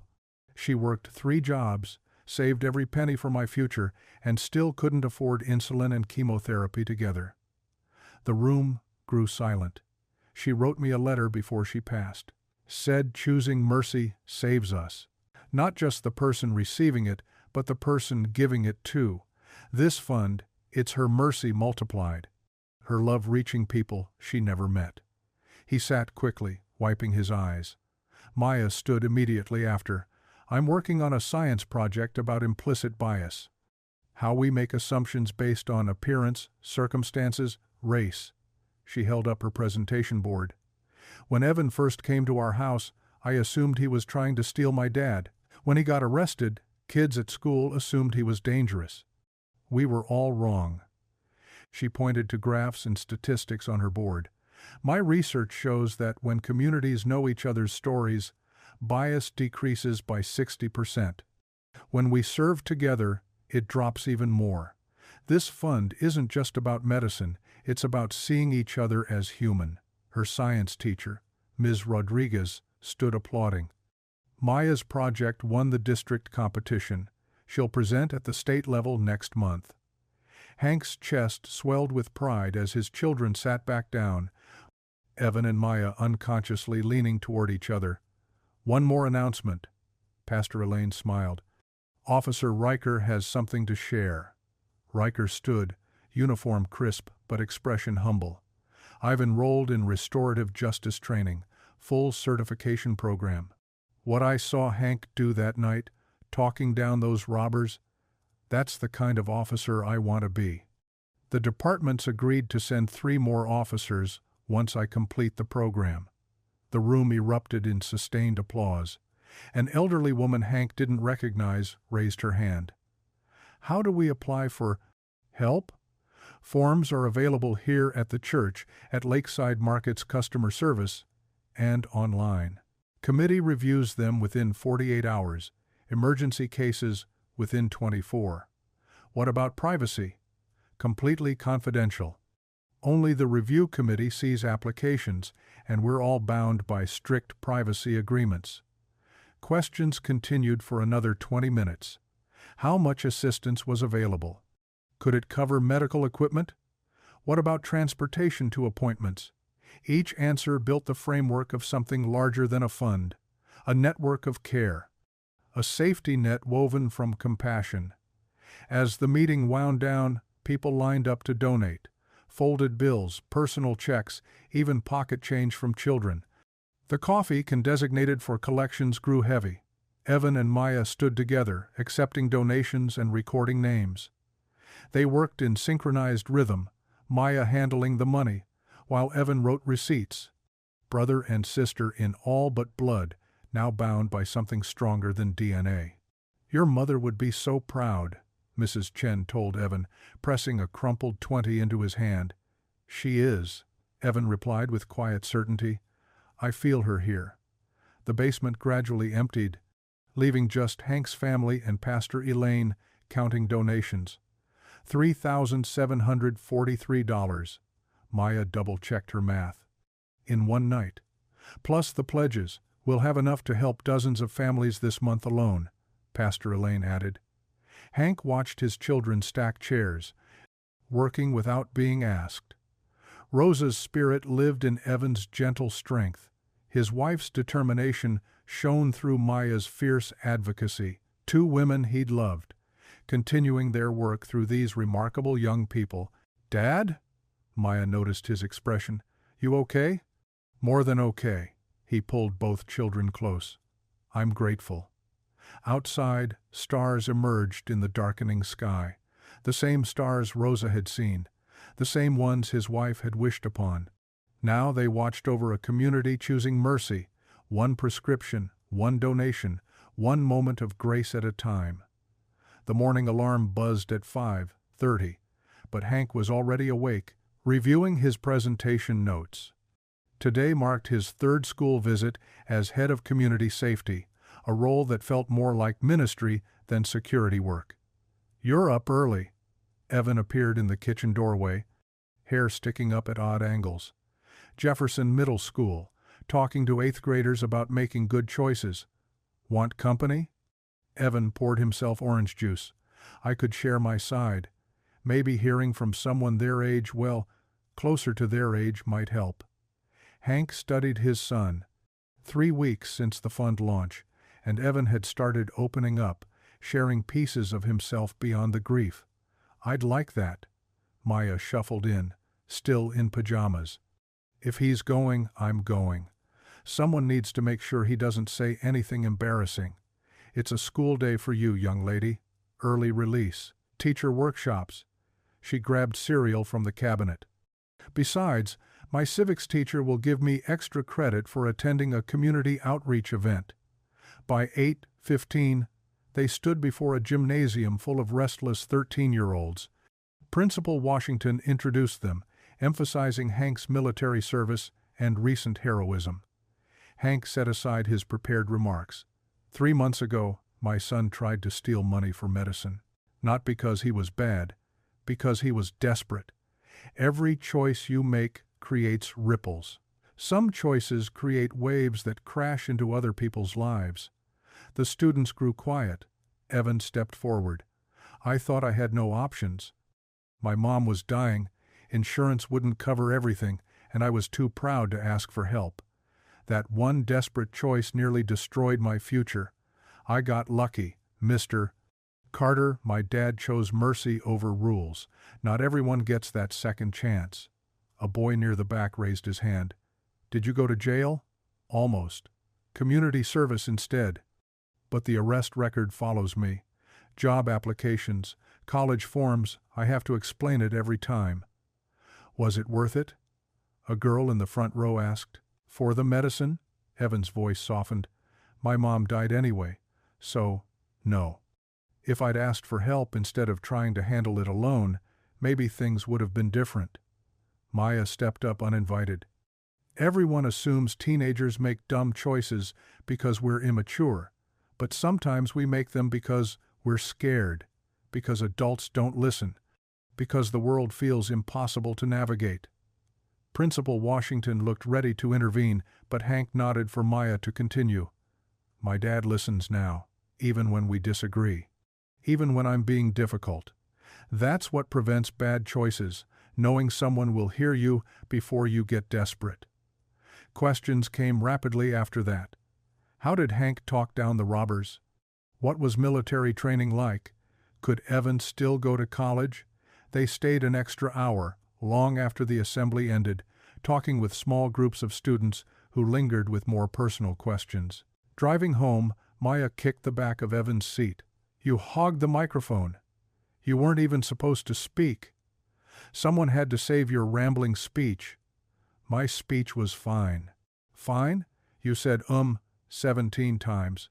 I counted. Hank smiled at the bickering. Normal sibling nonsense. The sound of healing. Thursday afternoon, Hank got the call from Maya's school. She'd been in a fight. He found her in the principal's office, ice pack pressed to her knuckles. A boy sat across from her, tissue held to his bloody nose. "Someone want to explain?" The principal, Ms. Foster, sighed. "According to witnesses, Brett made comments about Maya's brother being a thief who should be deported. He's not even Mexican," Maya burst out. "Evan's Puerto Rican, which means he's already American." "You ignorant, Maya." Hank's tone carried warning. "He said Evan was probably illegal and that you only kept him for charity points." Brett's mother arrived, designer heels clicking. "That boy attacked my son. After your son used racial slurs," Ms. Foster corrected. "Boys will be boys. Besides, everyone knows what that Morales boy did. That Morales boy is my son." Hank's quiet words cut through her protest. "And while I don't condone violence, I won't tolerate hatred directed at my family." Maya looked up at him, surprised by the fierce protection in his voice. After forms and lectures and 3 days suspension for both students, Hank drove Maya home in silence. "You're not mad?" she finally asked. "About defending your brother?" "Never." "About breaking Brett's nose?" "We'll discuss better ways to handle ignorance." "So I'm grounded?" "You're suspended. That's punishment enough. But you're also going to help Evan with his community service hours. Together." That evening, Evan came home from work to find Maya cleaning his room. "What are you doing?"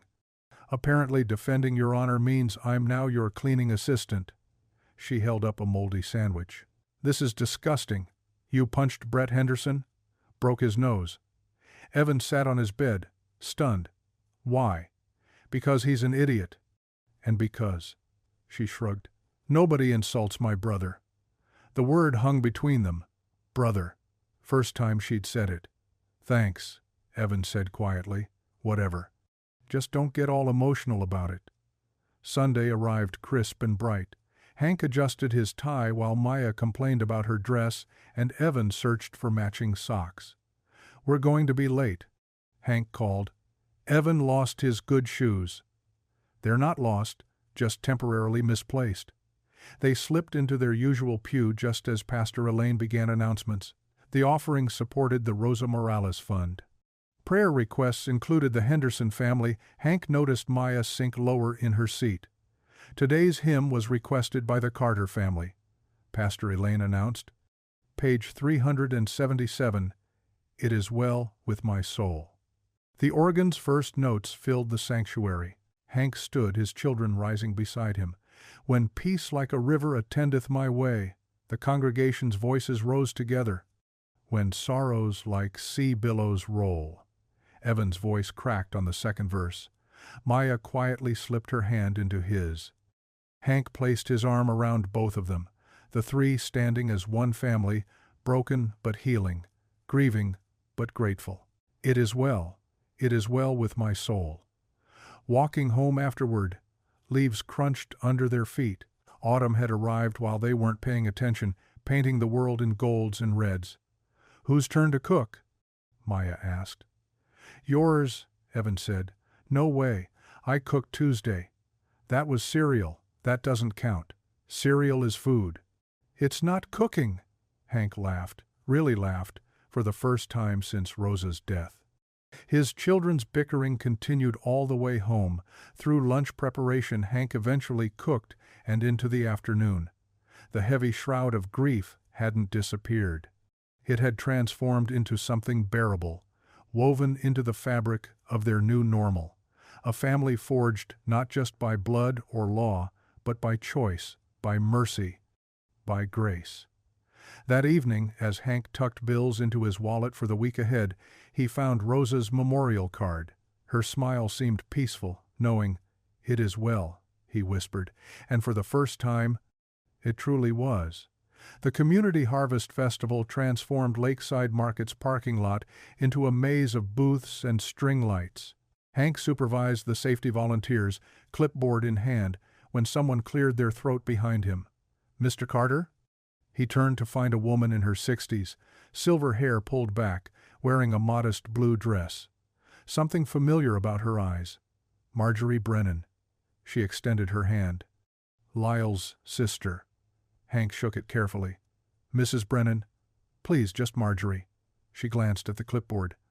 I wanted to thank you for what you did during the robbery and for helping my brother see past his fears, just doing what needed doing. No. Her voice carried quiet conviction. You did what was right. There's a difference. Across the lot, Maya helped elderly Mrs. Chen carry preserves to her booth, while Evan hauled boxes for the church stand, his kids working without being asked. They're good kids, Marjorie observed. Getting there. She smiled. Modest too.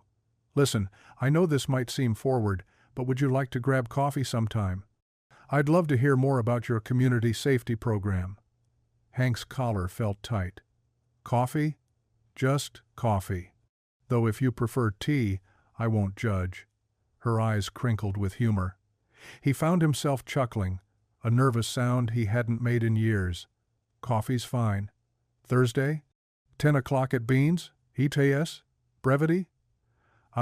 Sure, yes. She touched his arm lightly. Wonderful. Enjoy the festival, Hank. He watched her disappear into the crowd, his heart doing something strange in his chest. Dad's got a date. Maya appeared at his elbow, grinning wickedly. It's not a date, it's coffee. Coffee with a woman who just touched your arm. Maya, I'm calling Evan. She darted off before he could protest. Tuesday morning, Evan burst through the door, work boots in hand. I got it. Hank looked up from his newspaper. Got what? The apprenticeship, Randy's auto repair, paid position, full benefits after 6 months. Maya emerged from her room, still in pajamas. The place that always smells like motor oil? That's the one. Evan's grin stretched wide. I start Monday.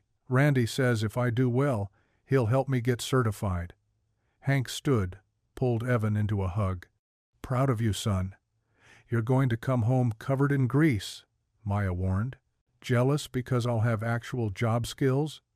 I have skills. Playing video games isn't a skill, says the guy who can't beat me at anything. Because you cheat. Strategy isn't cheating. Hank let them bicker, warmth spreading through his chest. This was what normal families sounded like. That evening, he stood in the living room with hammer and nail. The brown paper IOU, now pressed flat between 2 pieces of glass in a simple frame. You're really hanging that up? Maya asked. Right here. He positioned it beside the family photos. So, we remember. Evan read the inscription Hank had added at the bottom. People before policy. Mom would have liked that, Evan said softly. She would have. Hank agreed. Wednesday's dinner required negotiation. Maya wanted tacos. Evan voted for burgers. Hank solved it by making fried chicken, his wife's recipe. This is really good, Evan admitted through a mouthful. Don't talk with food in your mouth, Maya scolded, then did exactly the same thing. Pass the biscuits. Hank had made peach pie for dessert, Rosa's recipe that she'd shared during one of her good days. The crust came out lopsided, but the filling tasted like summer. Dad, your coffee date is tomorrow, Maya announced. Coffee meeting, Hank corrected. What are you going to wear? Evan joined in. Clothes. Specific clothes? Your good shirt? The blue one Mom liked? Hank hadn't thought about that shirt in months. Sarah had bought it for his birthday 3 years ago, said it brought out his eyes. Maybe. After dinner, Hank washed while Evan dried. Maya was supposed to put away, but got distracted, arguing about movie choices. We watched your superhero thing last week. That was 2 weeks ago. It was definitely last week. Dad, tell her she's wrong. Hank scrubbed a particularly stubborn spot on the pan. You're both wrong. It was 10 days ago. How do you even remember that? Because you two had this exact argument then, too. They finally settled on an old comedy, something harmless, that let them laugh without thinking too hard. Maya claimed the corner of the couch, feet tucked under her. Evan sprawled in the recliner. Hank took his usual spot, Rosa's crocheted blanket across his lap. Halfway through, Maya's head drooped onto Hank's shoulder. Evan's snoring competed with the television. Hank sat between his sleeping children. Dishes done, bills paid, tomorrow planned. The IOU caught lamplight from its place on the wall, such a simple thing that had changed everything, broken them open, forced them to choose between fear and love. They'd chosen love. Messy, complicated, painful love. Hank reached for the remote, lowering the volume. Let them sleep a bit longer.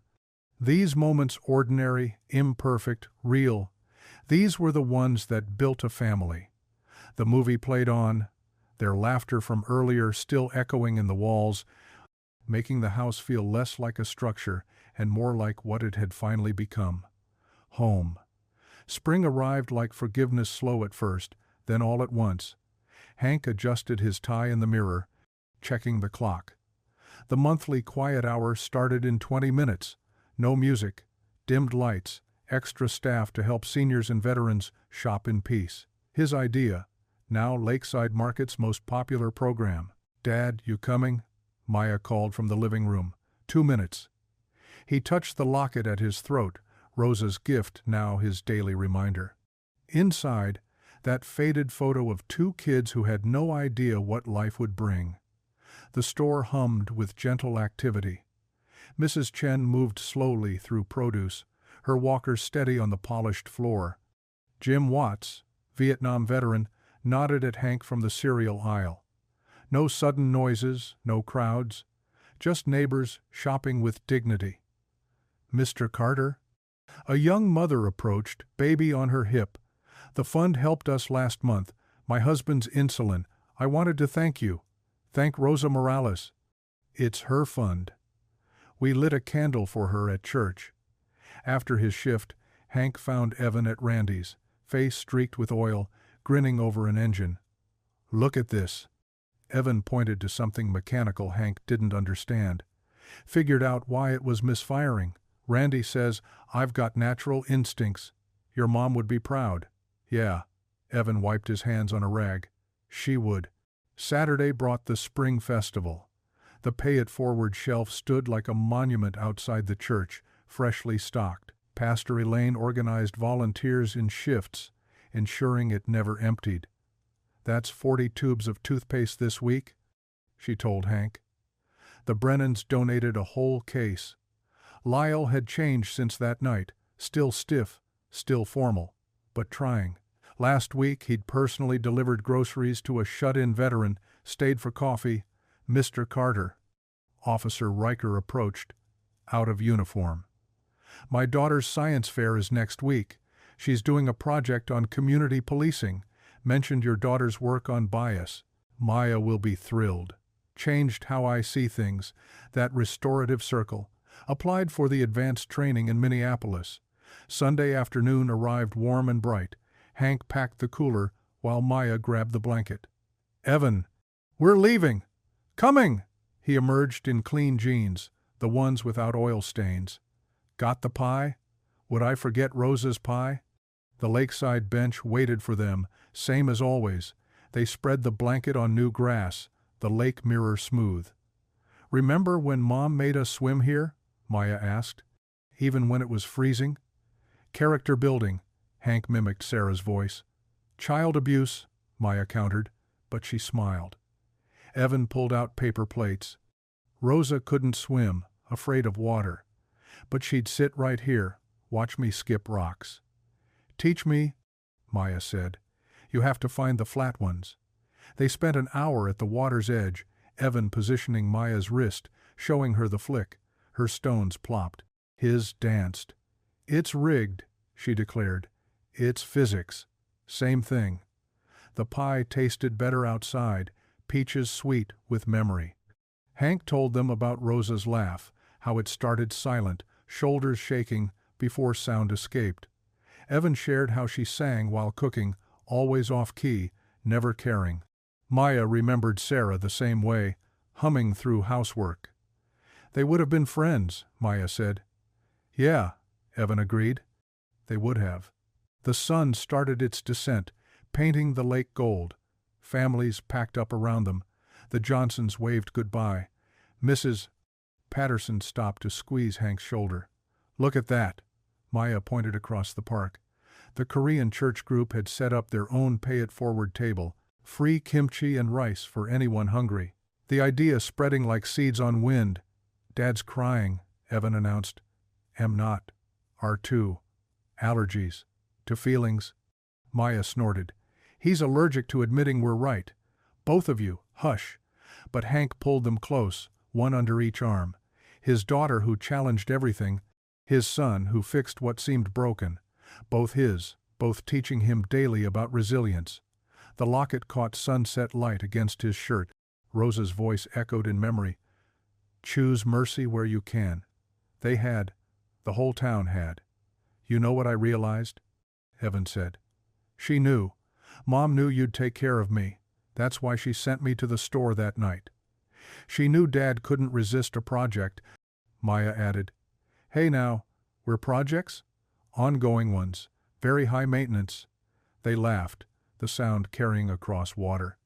Other families turned, smiled, recognizing the music of healing. Hank looked at his children, Maya's face losing its baby roundness, becoming the woman she'd be. Evan's shoulders broadening, Randy's training giving him confidence Rosa always believed waited inside him. "It is well," Hank whispered. "What?" Maya asked. "Nothing. Everything. Let's go home." They packed slowly, nobody rushing. The walk back took them through downtown, past the store where second chances bloomed, the church where mercy lived on shelves, the bench where truth got spoken. Streetlights flickered on, one by one, like prayers being answered. "Dinner?" Evan asked. "Your turn to cook," Maya reminded him. "I cooked yesterday. That was reheating. Doesn't count." "Dad, tell her, both of you cook. I'll supervise." "That means he'll watch TV while we work," Maya told Evan. "I knew that." They walked on, bickering gently, the sound of family. Behind them, the lake held sunset colors like a promise. Ahead, their house waited, windows glowing, the IOU framed on the wall, proof that sometimes the best policies were the ones written on hearts. The town slept differently now, safer, kinder. Connected by threads of grace they'd learned to weave together. Hank listened to his children plan dinner, argue about vegetables, negotiate dessert. His hand found the locket again, warm against his chest. "Thank you, Rosa, for the boy, for the lesson, for the chance to choose love over law." The street stretched before them, familiar and somehow new. Each step took them further from who they'd been, closer to who mercy was making them. Together. Home. Well, if you enjoyed the story, I handpicked this next story that you will enjoy. Please don't miss this one. Click here to watch it.